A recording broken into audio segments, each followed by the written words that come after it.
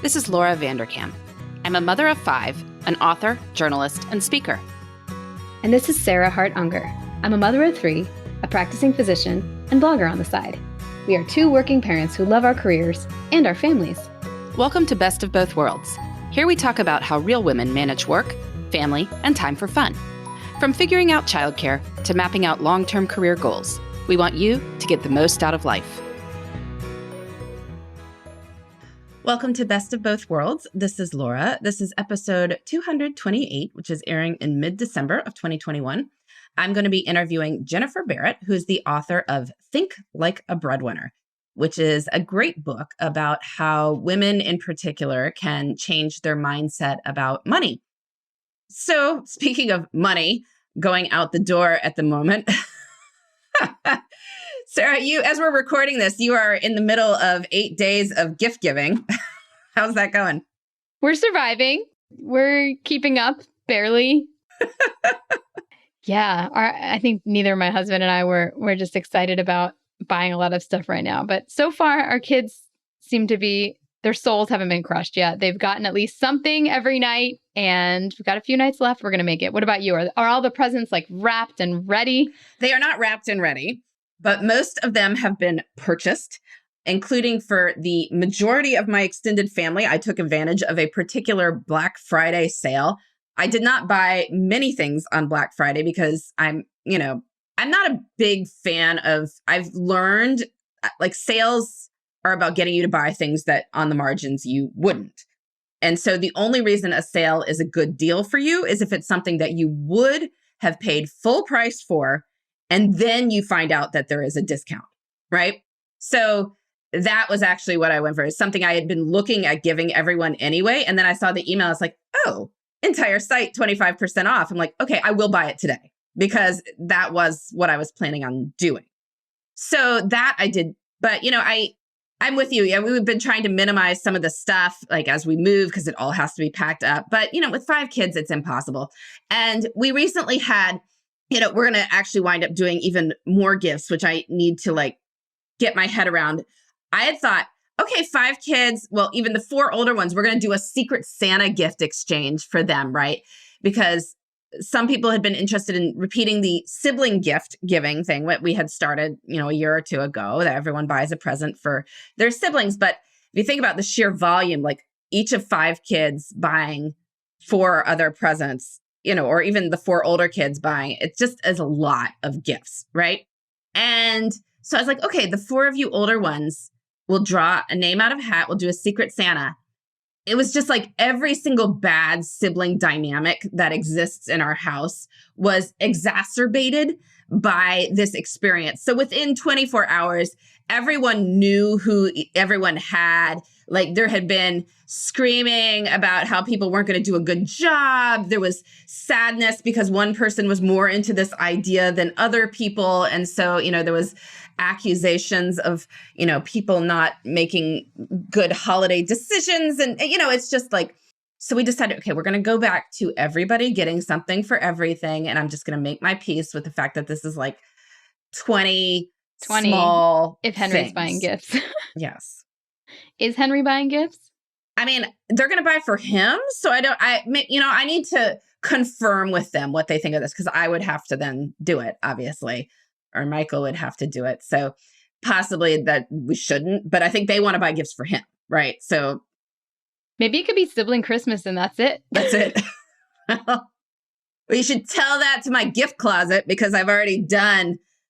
No, I'm really excited about some of this stuff. I mean, I wrote on my blog recently about Cameo, this service where you can get celebrities to record greetings to people, personalized greetings to people for a fee. And it hits a sweet spot in our particular family because I have a child who is really into Survivor. And as you might imagine, there is a cornucopia of former Survivor contestants on Cameo. So that kind of solved that problem pretty quickly. But we're figuring stuff out. It's going to be a good Christmas. But yes, kind of inevitably it's expensive. So pivoting, to breadwinners. Like, what comes to your mind, Sarah, when I say that term? Well, I was surprised. I want you to talk about what you thought when you were a kid about breadwinners, because I was a little bit like, about what you wrote.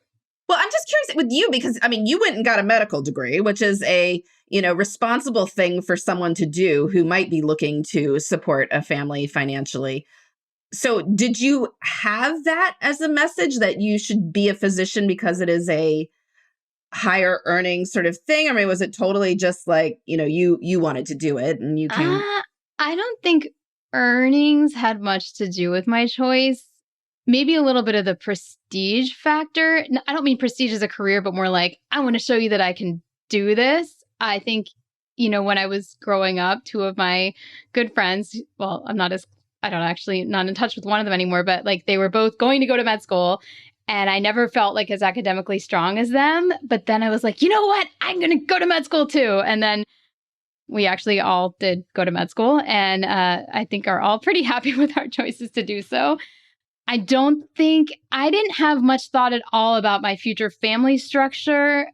I don't know. I didn't, when I applied to MD PhD programs, it didn't even occur to me how old I would be when I had kids. Like I wasn't capable, or maybe I had a little bit of stubbornness that like I shouldn't think of what my family structure would look like because that's not a feminist thing to do.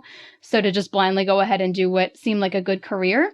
So I didn't think about it. I mean, when I was growing up, my mother worked, but my father was definitely like our household breadwinner. And I don't know, I'm still not, I guess I'm not a breadwinner in our house defined by like the majority earnings, but I still contribute a very significant chunk. I mean, we would not be able to save and live in the manner that we do if I was staying home, because I mean, I'm not going to give specific numbers, but like it's closer to like a 60-40 split, not like a 90-10 split or something like that. And nothing wrong with that if, that makes some other household happy. But, I feel like I make a significant contribution, I'll put it that way. And so I haven't actually even had a lot of thoughts about like my husband being quote unquote the breadwinner either. So yeah, I'm super interested in this interview. Well, yeah. I mean, you could support a family well on your own. I mean, that's so yeah, it's sort of a different question when you get to that point. It's funny because I've been thinking about this too ever since I read Jennifer's book many months ago, but long before we had her on here. But I definitely did not grow up thinking that I would ever be responsible for supporting a family with what I earned. And I'm trying to figure out why, because it's not like my parents ever said that to me. Like, you're a girl, so your job won't matter. I mean, that's they would never, ever, ever have said something like that. And yet it's definitely not a thought that I had that, whatever I do, I need to be able to, whatever financial goals I have, I would need to be personally responsible for making them. Now, I will say that I feel like I do very well. I mean, I could also support a family pretty well on my own if I were doing so. But it's funny because I think if I had that thought, I might not have pursued writing as a career, because again, that doesn't seem like a very responsible thing to do if you are going to be a breadwinner.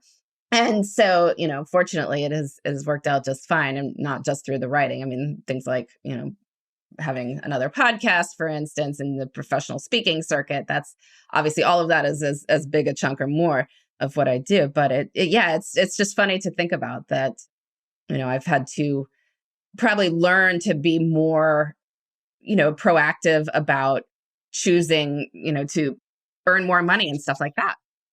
I wonder if it was part of the generational zeitgeist that you just weren't supposed to like think about it.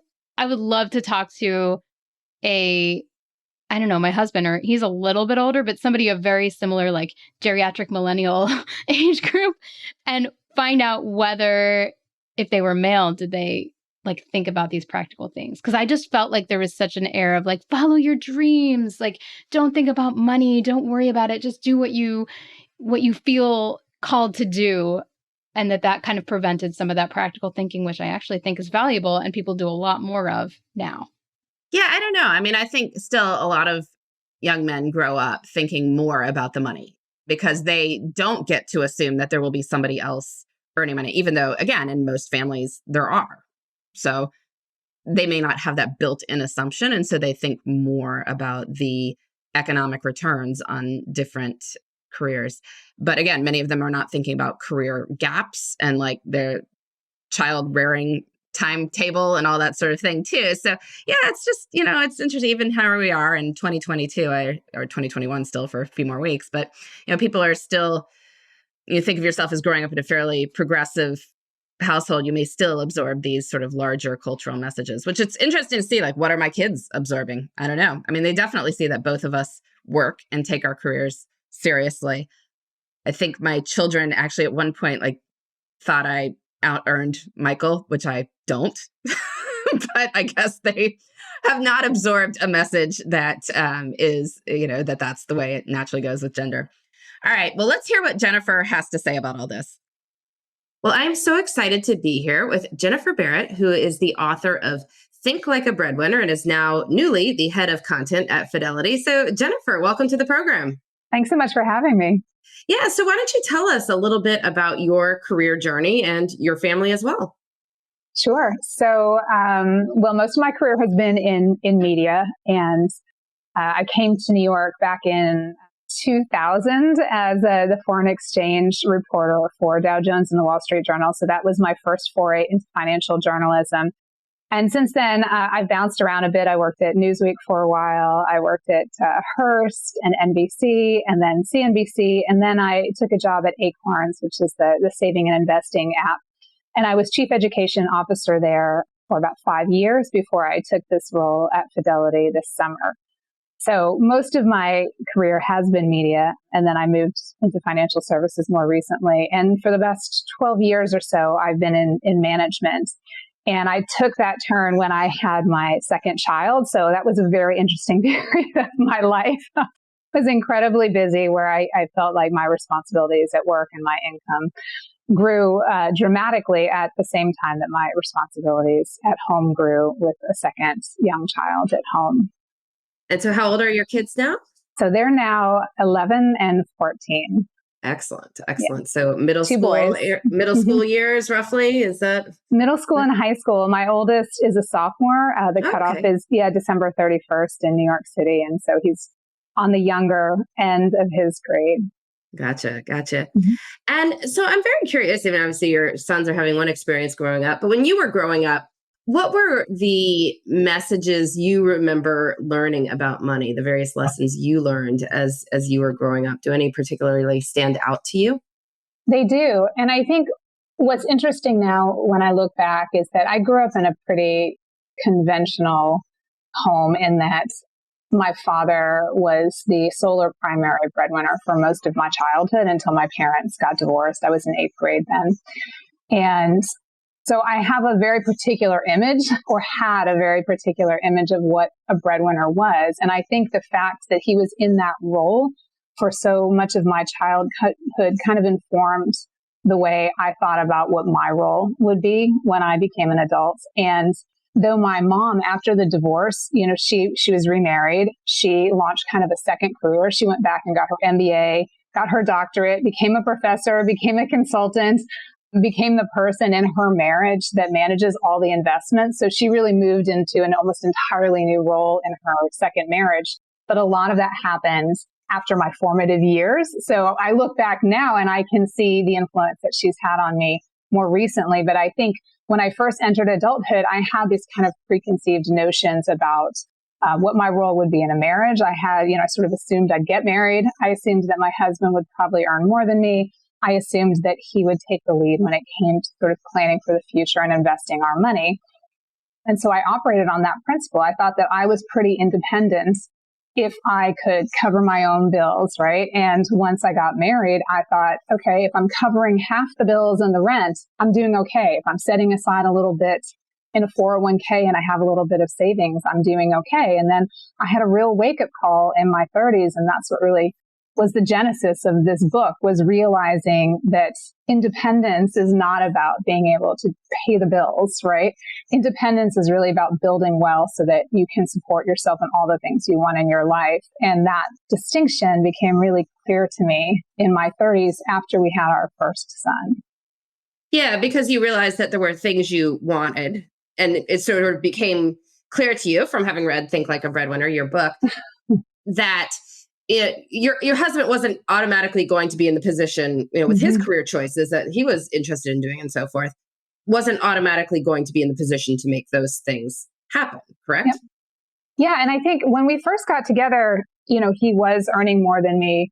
And it was only into our marriage a few years when he was working at a startup that went under, he lost his job. And then it took him a little while to get his financial footing after that. And I think that's what really started it because suddenly my income was more important. And then we had our son. And I talk about this in the book, but there was really one particular moment when I remember we were in a small 1-bedroom apartment at the time. We were sharing our bedroom with our toddler. He was about 18 months old.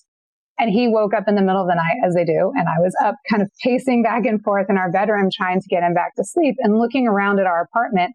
And in that moment, it really hit me what an unsustainable situation we were in. And, the next moment came the realization that I wasn't doing anything to help us get out of that really all these choices that I'd made with my money that I thought were pretty sound were not actually setting me up to have this future that I wanted, and that were really based on a very subconscious assumption that my husband would play that role. And so, in that moment, the first thing I thought was, oh my God, how vulnerable are you when, you are dependent on someone else to be able to afford the things you want in your life? That was the first feeling. And the second feeling was, what the heck, right? Because I thought I was really independent and I had a good career and I thought I was making a lot of good choices. And so I couldn't really figure out, I was like, what is it that informed these choices that I've made with my money that have left me so vulnerable and left all these things that are so important to me, like having a second child, being able to stay in the city that we love, being able to buy a home or even rent a bigger one for our family, that left all those things at stake. And I started looking back at my own childhood and the assumptions that had come out of my own experience. And I think that's when it really clicked. And so I remember asking myself, like, if I had been raised to think like a breadwinner, if I had been raised to truly believe that I would be fully financially responsible for myself and probably a family too, would that have changed the choices I made with my money? And, obviously the answer was a resounding yes. And that sort of set me off on this path. And then I started talking to other women and I realized that I really wasn't alone in those assumptions and that many of us had these kind of wake-up calls where we had been making all these money choices based on the assumption that we would have a partner, that partner would probably earn more than us, that partner would take the lead when it came to investing and making some of these financial choices. And then something had happened. Either we didn't get married or we got married, but he or she earned less. Whatever the situation was, suddenly we were left in this position where we were questioning all the choices we had made. And we were starting to realize that maybe these assumptions we'd had growing up that had informed these choices were wrong. Yeah. Well, we're going to take a quick ad break and then we'll be right back to talk a little bit more about what it actually means to think like a breadwinner.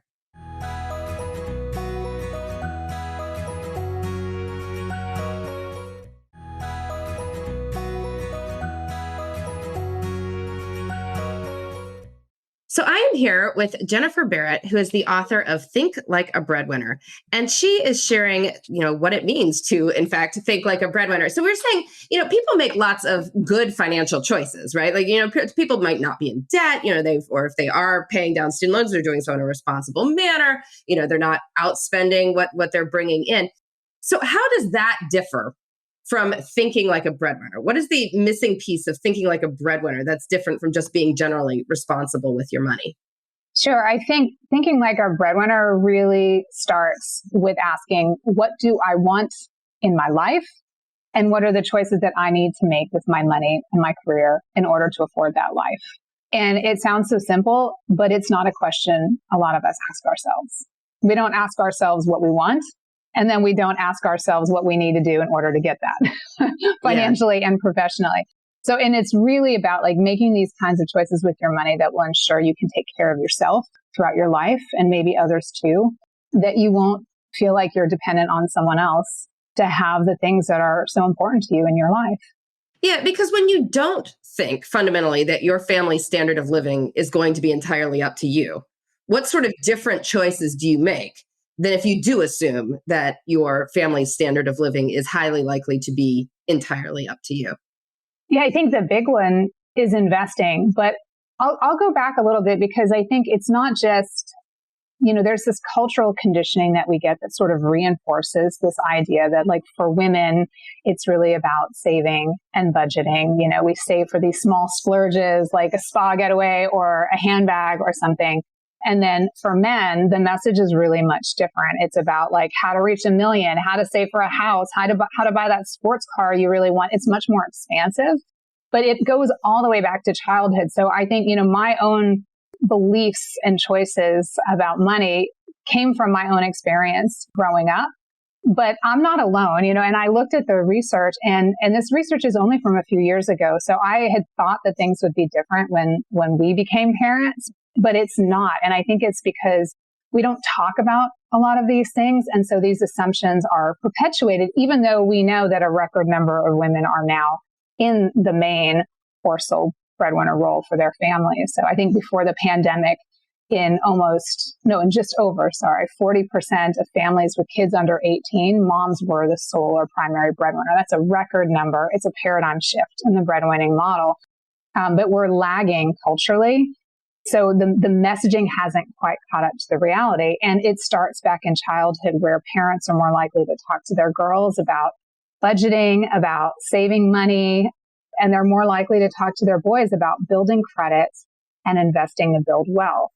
And, all of those skills are critical, as you alluded to just a minute ago, but there's a really big gap for girls and for women when it comes to both building credit and building wealth. And the pervasive prescription for us is still like, have a rainy day fund and save for retirement, and you should be fine. And that's actually not adequate for most of us when we think about all the things we want in our lives, right? Because there are decades between whatever your short-term savings goal is and your retirement for a lot of people. And you need to invest your money and grow your money in order to be able to afford those things. And that to me is really one of the most striking differences between the messaging for men and women. And we see that play out in the numbers, right? Women still, even though there's been a surge of female investors, and I love it in the last 6 months, we still see that men overall invest earlier and invest more than women. So women are very often playing catch up later in life, and we're missing out on the one factor that has the biggest impact on how much money we'll be able to have at the end of our career or whenever we need that money after we've invested it, and that is time. Time is the greatest factor because your money will compound. The interest that you earn will earn interest and so on and so on. And, in order to really benefit from that, you need to have your money invested for a long time. So the fact that we start investing later really puts us at a huge disadvantage. And we see that when you look at the research around wealth, single women have 32% of the wealth that single men have. So we talk about the wage gap, but the wealth gap is even bigger, and it has a bigger impact on our lives. And so one of the big messages that I push for is like from the get-go, start thinking about how you can build wealth, how you can build credit to build wealth, right? Because you have to have good credit, for example, to get a mortgage to buy a home. And that is one of the single greatest sources of wealth for most households. And I talk about thinking about your paycheck as an opportunity to start building wealth. So from the first paycheck you get, use every paycheck to be less dependent on your next paycheck by socking away, 15 to 20% into savings and investing, and not just for retirement. Yeah. And I imagine that this difference in how people approach life too, it plays out in careers as well, in terms of career choices, in terms of, what we think of as a good career. I know a lot of women care more about the balance per se than necessarily the paycheck, right? We encounter that all the time. It's like, that's the question. And I wanted to bring up, I had heard you on the How to Money podcast with Joel and Matt. They've actually been guests on this show as well. They're and great. Best of Both Worlds. Yeah, they're great. But I remember Joel saying something a couple of years ago on the podcast that he, had been important for him for his, wife to not have to work if she didn't want to for pay. And so since he knew he was going into radio, which is not the world's, it's not investment banking, he had been thinking about from the get-go about things like, buying rental properties and all this, so that even in a lower paying career, he would have enough income to support a family. And it was like that clear mindset. I don't think I've ever heard a woman say something like that. Yeah. Right. That like, I'm considering a lower paid career. And so since I need to be, responsible for a family, so my spouse doesn't need to work if he or she doesn't want to, I need to also be thinking about ways to supplement it. I'm sure you have seen this a lot as well. Yeah. And I 100% agree is that, if we want to pick a career that pays less, why not look for other opportunities to earn money? I mean, whether it's a side gig or it's passive income. I talk about a woman in my book who actually had a huge impact on this book happening at all. And I realized in conversations with her, because she did think differently. And that's sort of the second light bulb that went off was in talking to her after I'd had my own wake up call and realizing that she thought very differently. I'll just give you the quick story on her. She was married quite young and her husband died in a car accident when she was 26. They had a son who was 2. At the time, her husband brought in 60% of the income. She was in a more traditional arrangement. She suddenly became obviously the sole provider for her family. She got this insurance settlement. It wasn't huge. And one day we were talking about it and I said, oh, so did you use some of it to supplement your income and, while you got back on your feet? And she just looked at me like I had 3 heads and she said, oh, I would never touch that money for that. No, that wasn't my regular income. She said, I invested that money. I bought a property and then I started renting it out. She said, because I knew that money was going to go toward our future. And I just in that moment thought, who thinks like that, first of all, at 26? But what woman is thinking that way, where she immediately thought, no, I have to learn to live on less. And then she switched career paths so that she would earn more. She just cut back on their expenses in the meantime. And so I started talking to her about where that came from. And it turned out that she was one of 3 daughters. She was the oldest. And her dad had sort of raised her like a breadwinner. He had said to her, you need to be able to stand on your own. He had taught her how to invest very early on. He owned investment properties. And so he sort of passed on his knowledge to her. And that was so unusual, but it's a perfect example of thinking like a breadwinner. And the result is, years later, she sold that place and she had enough money from that to buy an apartment in New York when she moved to New York with her son and got a job here. And then over time, she bought another property and she used that property to pay for his college. So, and now she started her own company, but she's been making these choices all along the way that are very similar to what you talk about, where she said, I'm going to need to be building wealth on the side because my income alone may not always be enough to support this future that I want, to support my son in the way that I want to. Whether or not she found a partner, I don't think she would have made different choices, to be honest, because I think she was just thinking that way, where she thought, I'm always going to need to have something on the side. And it doesn't need to take a lot of time, investing in real estate, investing in the stock market, picking up a side hustle here or there for a little extra money that you then put to work for you. It just gives you so much freedom. It gives you so much choice. It really gives you so much power over your future. Whether or not you find a partner or not, you have the confidence to know that you can afford the future you want. And I think that's a crucial distinction. Yeah. And it sounds like that father was teaching his daughter great lessons. Oh, so great. I wonder if you can maybe talk a little bit about that. Like, what lessons should our listeners be teaching our daughters? Because I think those are the ones who were perhaps not conveying these messages as much as others. And then also, what we should be teaching our sons too. Sure. Well, I can talk about, the lessons that he had taught her. He had her split her money into different piles, basically, when she got her allowance. So very early on, she had spending money, she had saving money, and then she had what was the equivalent basically of investing, where she would save for longer term goals. And when she was old enough, she started investing that money. So very early on, she got in the habit of when money came in, she immediately put at least 20%, maybe more, into saving and investing. And that just carried over when she got her first paycheck. And her dad, I will never forget this. He's passed recently, but she said every time they talked, he always asked her not what she made, but how much she saved. He never asked her what her income was. He always said to her, how much are you saving? How much are you investing?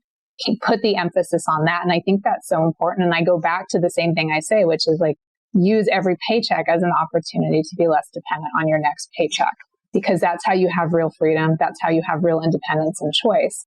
When I was growing up, I will say the one piece of advice that I had forgotten to mention earlier was that my dad had what he called a go to hell fund that he told me about. And when he first mentioned it, I was like, oh, that's kind of an interesting concept. And it was only later when I was an adult and kind of came back and started talking to him about it that I really understood how important it was. And he had had a really bad job at one point and felt like he was so dependent on his paycheck that he didn't have, he really didn't have the choice to leave.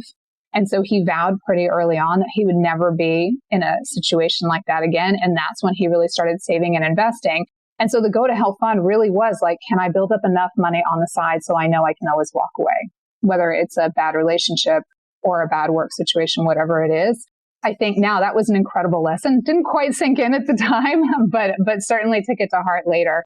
But I think when we're talking to our girls, we can be really conscious about the fact, like there's still a tendency to sort of take our girls shopping with us, grocery shopping, clothes shopping, not our sons. And there's a tendency, if you're going to open an investment account, there's a tendency to open it for your son first and to think about that. Now, I think this is all changing, and I know these are generalizations, but if you look at the research, this is still happening, where we sort of naturally fall into these assumptions about our sons and daughters and the skills that they'll need to succeed as adults. And so I say one of the greatest things that you can do is teach your girls and your boys really early on the importance of living on less than they earn and saving and investing that difference from the get-go.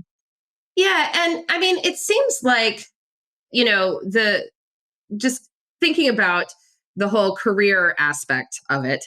I know I keep coming back to this, but especially, if people do wind up in families that are mildly more traditional, children do absorb what they see. And so if you are in a situation where mom has, let's say, dialed down or just sort of has a less intense career than dad does and all that, how do you make sure that your daughters and to your sons still absorb the lesson that any of them might need to be the one who is supporting the family, right? That the norm is not necessarily that dad is the one who does this. Exactly. And, everyone needs to make the choices that are right for their family. And I do say, even though I've been the main breadwinner in my family for about 12 years, really at any moment that could change, right? I could lose my job. My husband could get a raise. I mean, it's less about whether you're the person actually earning most of the income in your household and more about thinking individually and thinking as a team about how you are going to invest and save your money and use the money that you're making in a way that allows you to have the future you want. It all really comes back to that. And so I think if you are a woman and you decide to step back, and I know that that's been the case for a lot of women in the pandemic, and we haven't talked about this, but really there still is so much more pressure on women to be the primary caregiver than men. We just feel, in our culture, that's just the case right now. And so women feel that much more deeply, I think, and the pandemic has put a lot of women in a really terrible situation where we're forced to choose between trying to take care of our kids, especially when they were at home, and we were trying to school them. We were playing all these different roles and then also do our job. And it proves to be just impossible sometimes. And I'm really sympathetic to that. It's been a difficult year for us, and we have older children, so I can only imagine, with younger children, how it is.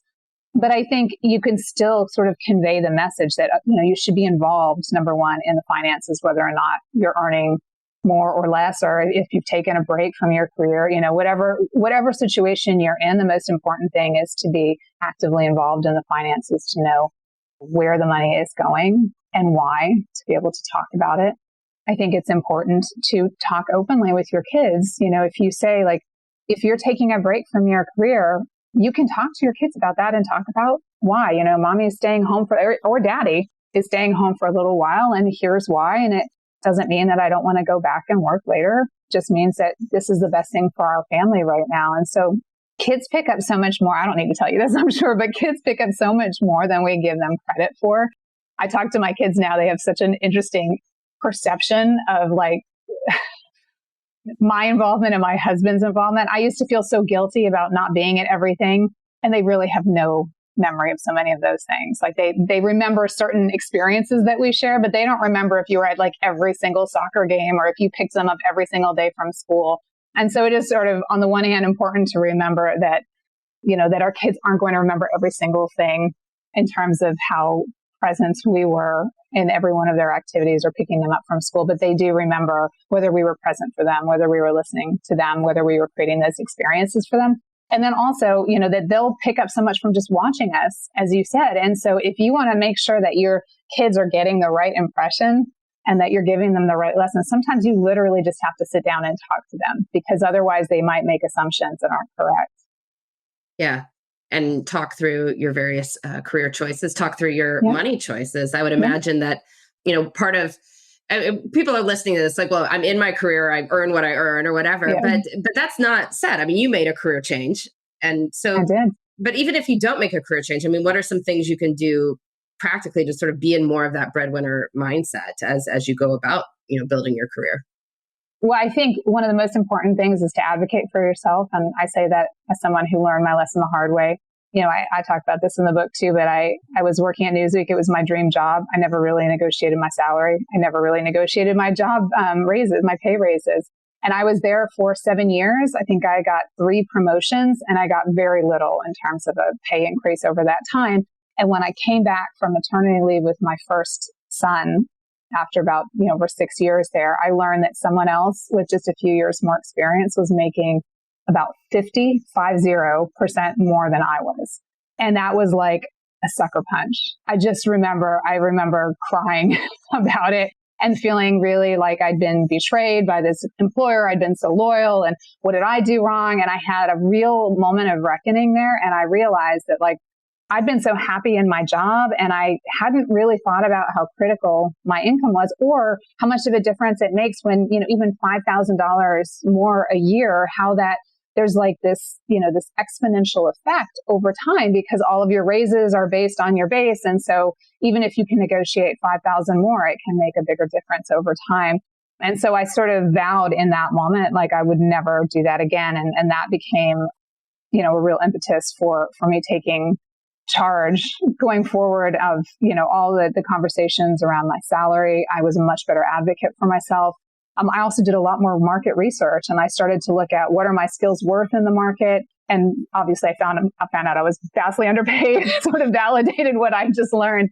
But I left the company and I ended up freelancing and making quite a bit more that next year, which was validation around my market value. But then I also started thinking a lot more strategically about my career. For me, it was really important to bring in a bigger salary. And in that particular point of time, I wanted to make sure we could get a mortgage. My husband was working on contracts, so having a full-time job, making enough to qualify for the mortgage was important. So I moved into management. And sometimes those are choices you make, and I've been happy. I've been in management for over 12 years. But I'm actually not sure that I ever would have gone that route had I not really been in a situation where I was compelled to start making career and financial choices that would ensure that I would have these things that I really wanted in my life: staying in the city, buying a home, having a second child. And so that really did change the course of my career and the course of my life. And you don't need to make drastic choices, but I think it does come back to, number one, advocating for yourself. And number two, thinking strategically about your career. If you are going into a career that doesn't pay well, as we talked about before, think about how you can earn income on the side, if that's the lifestyle that you want, because there are trade-offs. And if it's important to you to earn more money, think about what you enjoy doing and how can you map that against a career that pays better. Excellent advice. All right. Well, Jennifer, we always end with a love of the week, which is, just something that we're enjoying this particular week. I guess I could throw out one for me, the How to Money podcast, where I heard you, because of course I enjoy listening to that. So that's always a great option for any of our listeners who haven't heard that one yet. It is a great podcast. I will cite something that's not financial that we were talking about before we started recording today, which is that I just got my booster recently, and my son, my youngest, just turned 11, and he is getting his vaccine as well. And so this is the first time that our entire family is fully vaccinated. And for the first time, I think we can really think about traveling and spending more time with our family. And that just brings me so much joy. Wonderful. That's an excellent love of the week. Well, Jennifer, thank you so much for joining us. And you can let our listeners know where they can find you. I'm at jenniferbarrett.com. You can read all about me there. And then on social, I'm at jbarrettnyc on Twitter and Instagram. All right. Well, thanks for coming on, Jennifer. Thank you. All right. Well, we are back after hearing from Jennifer Barrett about how to think like a breadwinner. So, Sarah, you want to go ahead and read our question, which turns out to be well matched to this episode. Yes, it does. Okay, she writes, I'm having a troubling situation I'd like to get your advice on. About 10 years ago, my husband and I decided he would quit his job to stay home with our then small children, and because we knew we wanted a third child. I am so glad he could provide the care needed for our children, especially when they were babies and toddlers. I have a very flexible job and could work from home or take leave if the children were ever sick and my husband had to work. Now our youngest is 7 years old, but my husband does not seem that motivated, able, or open to going back to work. We are working to pay off debt, and even a minimum wage job could help. How could I help my husband understand we really need him to get a job to support our family? I am open to any and all feedback. I suspect you must have some listeners who are working moms married to men who are the stay-at-home parent. Yeah. So this, question obviously from a female sole breadwinner and her family. It turns out that being a breadwinner is not all fun and games. I think a lot of women who have, done a lot of, the lion's share of the kids stuff, the family stuff, and are managing careers at the same time are sort of like, oh, that sounds like heaven that somebody else is taking care of all of that. But there are definite trade-offs. If you are the sole breadwinner of a family, you are dealing with a situation where possibly it may be that longer than you anticipated. I imagine that a great many women who have stayed home with their kids have kind of consoled themselves during the hard early years that once the kids were in school, they would have time for their other projects, which may not have all been paid work, and that they were going to have more time once they had gotten through these tough early years. And I think they would not be happy if their husbands then said to them, go get a minimum wage job because we need you to make money. And the truth is, the jobs you're going to get after 10 years out of the workforce may not be as interesting or as well paid or, exciting as what you would have gotten if you'd stayed in. And so if you choose to be, as you made a family decision to be a sole breadwinner, you may need to consider the reality that you could be that forever. Like that's it. Now, not always, but it could happen. So anyway, just something to keep in mind. Taking a practical approach. The first question, since she is the sole breadwinner, is can she earn more money? I mean, part of being a breadwinner is actually earning enough to support your family. And so if she is not earning enough money, then she needs to look at that. She could maybe try to get promoted with her own job, or perhaps she needs to start looking at other jobs. It's a great time to be looking for a job right now. And she doesn't have the same constraints that a lot of people do. Like she might be able to take a job that was less flexible. She might be able to take a job where there was no option to work from home. She might be able to take a job where, she had to travel because, her husband is home with the kids, right? So if if the school shuts down for 3 weeks, like he can cover that. She doesn't need to be available for that. And if you give up some of that flexibility, you might be able to find some higher paying jobs. So I kind of think that's the first thing. Also because it's really hard to change someone else. You can change yourself. You cannot change someone else. Obviously, if you're trying to pay off debt, like you guys need to meet as a family and explore all avenues, one of which might be cutting your spending, right? That's certainly one of the things that is an option. I mean, it's a big thing. Maybe you go to a smaller house. I mean, again, this might be a good time to sell a house, although it's not a good time to buy one. So, you have to figure that out. But the truth is, if she is going to nag him to take a job, it is going to cause a ton of resentment. So the only way he is going to think about doing this is if she follows Dale Carnegie's famous advice to inspire in him an eager want. Namely, he has to think it's his idea and that he wants to do it. So, you can sit down and talk about your finances with just a completely open mind, saying, I'm open to all avenues. How are we going to pay off this debt? What do you think we should do? And he might come up with the idea that she gets a different job or they cut back on spending. But maybe one of the ideas he'll come up with is getting a job himself. You just don't know. But I think that's what's going to have to be. And especially if, the budget trims that you guys come up with are pretty unpalatable, like that he might get his head around that idea a lot faster. So that's how it's going to have to happen in my mind. I love that, especially the discuss. I think bringing everybody to the table with a non-biased discussion of this is our financial picture. this is where we're going to be in 10 years if nothing changes. Like, okay, well, we have saved $0 for retirement and still have debt. What does that look like in 20 years? Do we ever want to retire? Like, what does our future look like? Like having that conversation that I mentioned in the beginning of the episode, like I had no forward thinking about family life. Well, now we're old enough. We can do that. And I think this person needs to do that with hard numbers and graphs and together figuring out what is the best way to reach our goals. And I agree. It might be, a reduction in spending is actually, as important. Or perhaps he can think of some way of earning money that is palatable. Like, I don't know, turn a room into an Airbnb and that could be his job. And if you're in a good enough area, maybe that could actually bring in enough income and not be a miserable thing to do. I mean, I just made that up, but I think this has to be a joint decision. And I also wanted to say that whenever you get questions like this, or when we get questions like this, my first instinct is to switch the genders of who asks and see if my brain handles it differently, because that will tell us if there's sort of gender bias and yes, he should go back to work. Well, would you say the same thing to a woman who had been home in the exact same context? I don't know, but it's a very useful exercise. And I think it particularly became salient when you're dealing with family structures that are opposite of how they quote unquote normally are. All right. Well, this has been Best of Both Worlds. We've been talking about thinking like a breadwinner with Jennifer Barrett, and our question also on somebody who has been thinking like a breadwinner and would like to think less like one. But we will be back next week with more on making work and life fit together. Thanks for listening. You can find me, Sarah, at theshoebox.com or at @the_shoebox on Instagram. And you can find me, Laura, at lauravanderkam.com. This has been the Best of Both Worlds podcast. Please join us next time for more on making work and life work together.